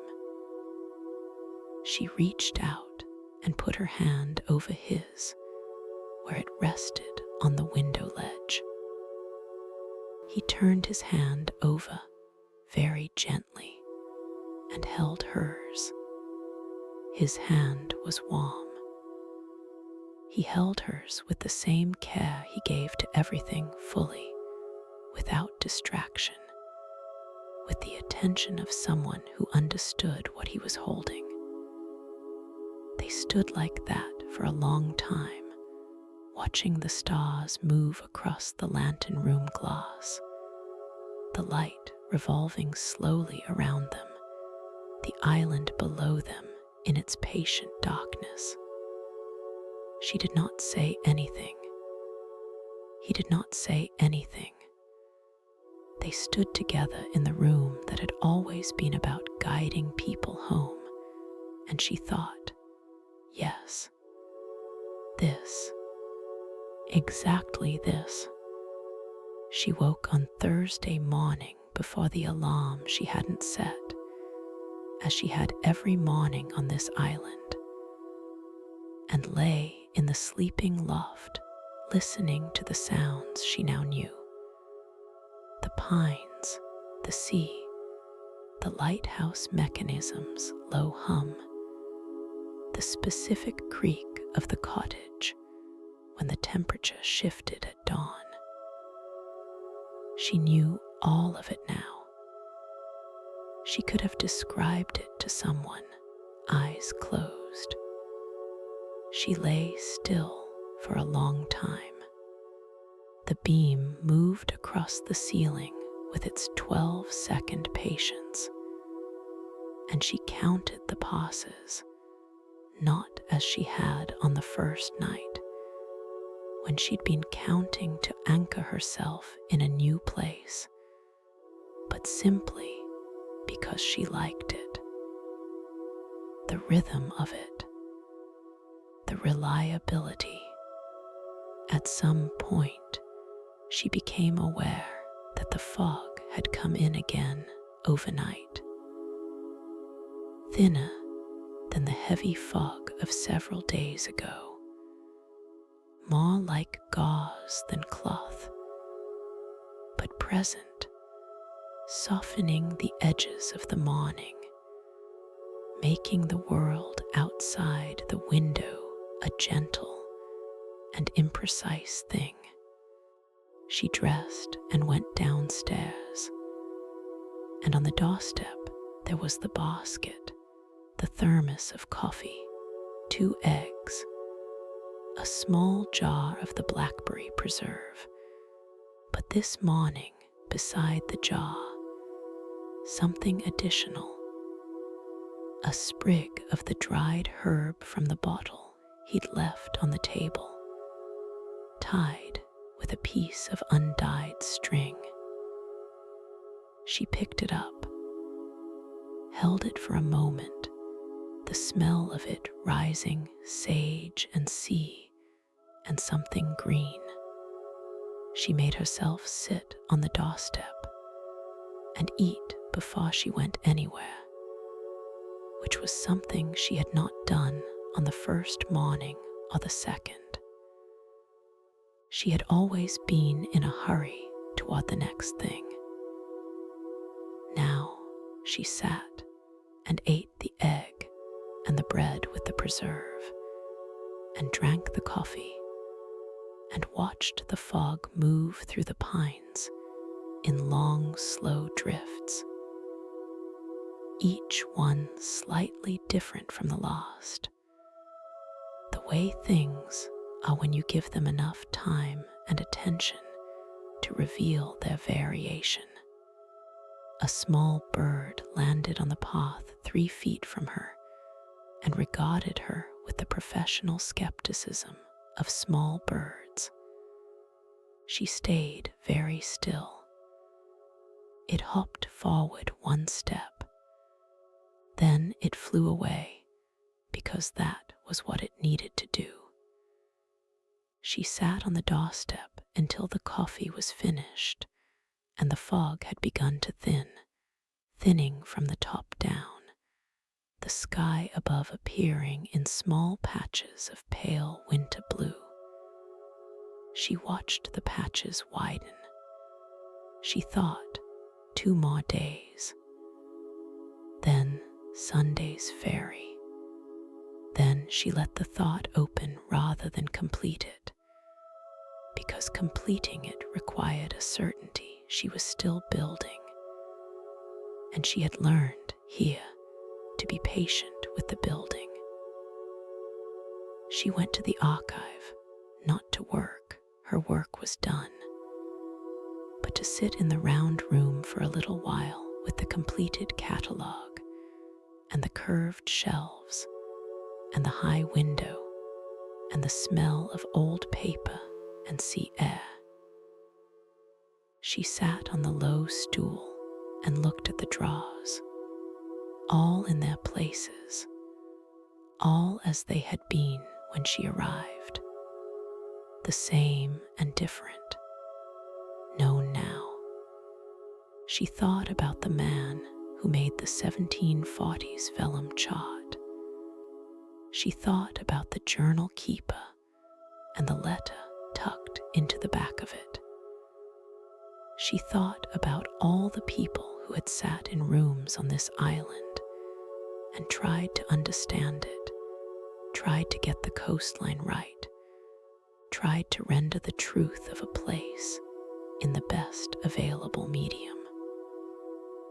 She thought, that's all any of us are doing, trying to render the truth of a thing in the best medium available. She left the archive at mid-morning and walked the cliff path. The fog was mostly gone now. Only in the deep pine shadow did it persist, in small, quiet pools of white between the trunks. The sea was very clear and very blue, and the eastern ledge was visible far below, the tidal pools catching the winter sun. At the path junction, the one on her map, the one on his map, where the figure had been standing, she stopped. She looked out to sea. She thought, I came here to catalogue old maps, and I found something that wasn't catalogued. She thought, I will come back, not to the archive, to this. She thought, he knows. When she turned from the sea, he was at the top of the lighthouse stair path, coming toward her, unhurried, hands in his coat pockets, the dark jacket against the pale sky. He came level with her at the path junction, and they stood together looking at the sea for a while, not speaking, not needing to. The sea went about its ordinary, extraordinary work, and the sky above it was enormous and clear, and everything was in its place. "I finished the catalogue yesterday," she said. "I know," he said. "I'm extending until Sunday." "I know," he said. She looked at him. He was looking at the sea with the expression he always wore when he looked at it, not longing, not loss, just an easy, complete attentiveness. The expression of someone at home. "Solen," she said. "Yes," he said. "I'm going to come back," she said. "After, in a few weeks. If that's, yes," he said. Simply, immediately, without qualification. She looked back at the sea. She felt the weight of the island under her feet, the rock, the deep history of it, the slow accumulated fact of it. And she felt her own weight against it, which was not a burden, but a belonging.